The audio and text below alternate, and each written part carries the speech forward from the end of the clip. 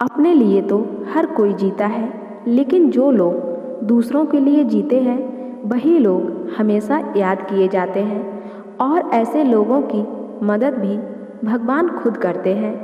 इसी सोच पर मैं एक ऐसी कहानी लेकर आई हूँ जिससे हम सभी को जीवन जीने की प्रेरणा मिलती है। तो चलिए कहानी को शुरू करते हैं। एक बार की बात है, एक गांव में एक गरीब किसान अपनी पत्नी के साथ रहता था। उसके पास एक गाय और थोड़ी सी खेती के लिए जमीन थी, जहां वह दिन भर अपने खेतों में काम करता था।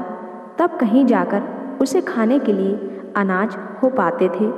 इस तरफ से किसान अपना किसी तरह जीवन गुजारा करता था, जिस कारण से किसान की पत्नी हमेशा अपने भाग्य और भगवान को कोसती रहती थी कि ना जाने किस जन्म का पाप इस जन्म में भरना पड़ रहा है, जो कि गरीबी में जीना पड़ रहा है। अपनी पत्नी की बातों को सुनकर किसान मन ही मन खुद को और अपने भाग्य को कोसता रहता था कि ना जाने कब उसके किस्मत के भाग्य बदलेंगे। एक दिन की बात है, दोपहर का समय था।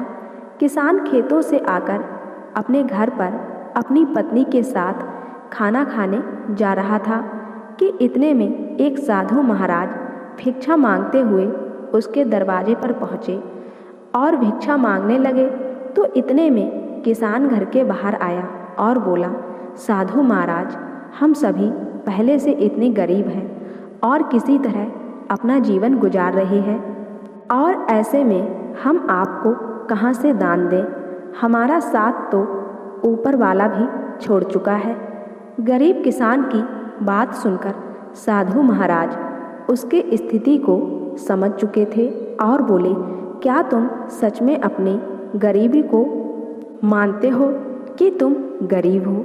भगवान से तुम्हारा विश्वास उठ गया है ना?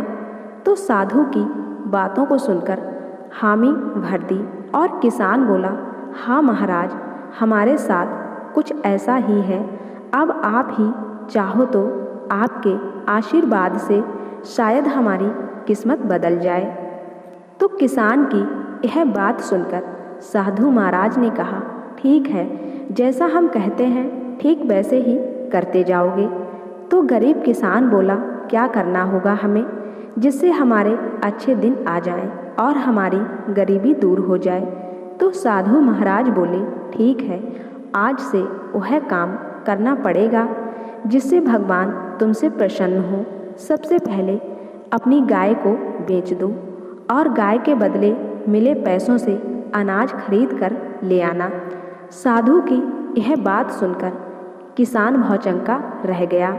उसके पास अपनी खेत की जमीन और एक यही गाय तो सहारा है, इसे भी बेच देगा तो फिर क्या करेगा? तो साधु उसे समझाते हुए बोले, अगर मेरे बताए हुए रास्ते पर चलने से तुम्हारा कुछ भी नुकसान होता है तो उसकी भरपाई मैं कर दूंगा। अब जो कहता हूँ वैसा करते जाओ। तो किसान फिर आधे अधूरे मन से डरते डरते अपनी गाय को बेच आया और उन मिले पैसों से खाने पीने का राशन ले आया। और फिर साधु के कहने पर किसान और उसकी पत्नी ने मिलकर भोजन तैयार किए, जिसके बाद वे राहगीर चलते हुए लोगों को बुलाने लगे और भगवान के प्रसाद के रूप में भोजन करने का आग्रह करने लगे।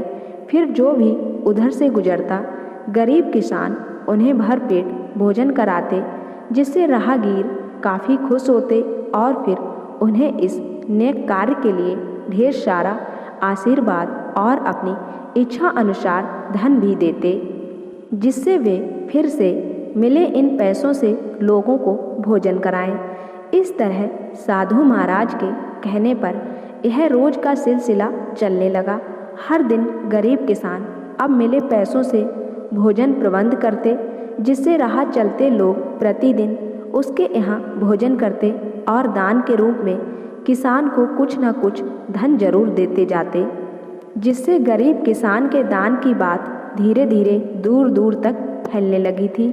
फिर धीरे बड़े बड़े नगरों के सेठ, साहूकार, व्यापारी, राज दरबारी जो कोई भी उस गांव से गुजरता उस किसान के यहाँ ही भोजन करता और बदले में किसान को इस महान कार्य के लिए ढेर सारा धन भी देते जाते थे, जिससे धीरे धीरे किसान मिले पैसों से अमीर होने लगा और अब एक गाय के बदले कई ढेर सारी गाय खरीद लाया और अपने भोजन कार्य को भी आगे बढ़ाने लगा।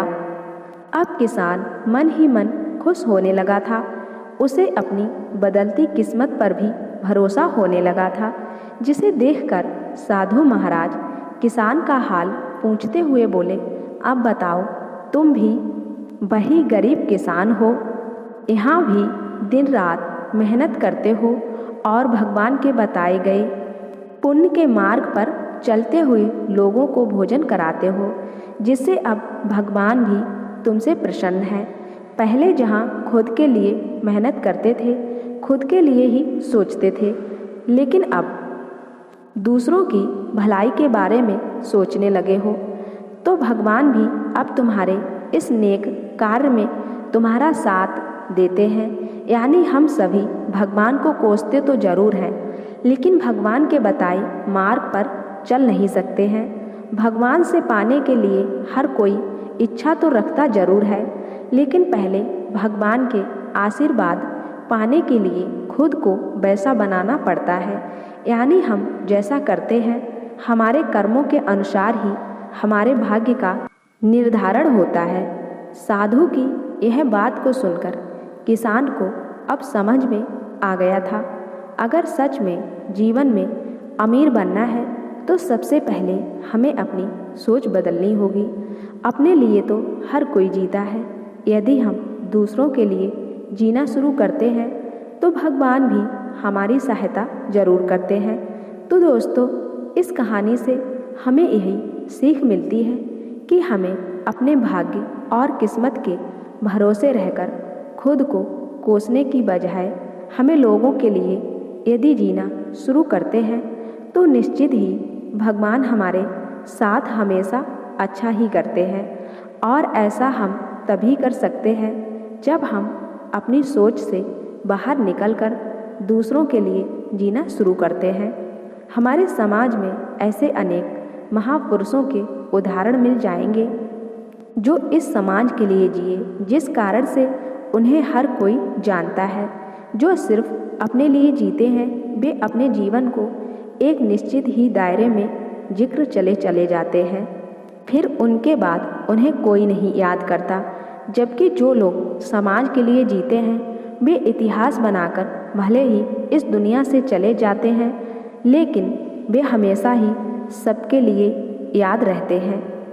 इस तरह यदि हमें भी अपने जीवन में आगे बढ़ना है तो अपनी सोच बदलनी होगी और खुद के बजाय अपने लोगों को, अपने देश के बारे में सोचना चाहिए। तभी हम जीवन पाने का सही महत्व जान पाएंगे और दूसरों के लिए उदाहरण बन पाएंगे। दोस्तों, यह गरीब किसान की कहानी आपको कैसी लगी हमें कमेंट करके ज़रूर बताएं। और कहानी अच्छी लगी हो तो मेरे चैनल को सब्सक्राइब ज़रूर कर देना, साथ ही बेल आइकन को प्रेस करके ऑल पे क्लिक कर देना, जो ऐसी ही इंस्पायरिंग कहानी आपको मिलती रहे। और वीडियो को भी लाइक शेयर ज़रूर कर देना।